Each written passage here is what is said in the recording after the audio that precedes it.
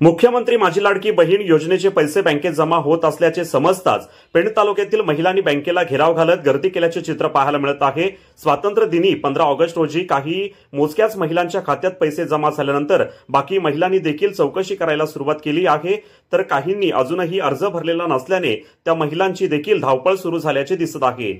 मुख्यमंत्री माझी लाडकी बहीण योजनेचे पैसे रक्षाबंधनाच्या आधीच बहिणींना ओवाळणी देण्याचा सरकारचा प्रयत्न आहे, त्यामुळे प्रायोगिक तत्वावर वैध अर्ज तपासून 2 महिन्याचे एकूण 3000 रुपये लाडक्या बहिणींच्या खात्यात जमा करण्यात आले आहेत। तर काही महिलांना टप्प्याटप्प्याने पैसे येणार असल्याचे समजते, त्यामुळे ज्यांनी अर्ज करूनही त्रुटी राहिल्या आहेत अशा लाभार्थ्यांचे अर्ज पुन्हा तपासले जातात, तर काही लाभार्थ्यांचे पुन्हा अर्ज घेण्याची प्रक्रिया सुरू आहे। एकही लाभार्थी महिला या योजनेपासून वंचित राहणार नाही यासाठी प्रयत्न सुरू आहेत।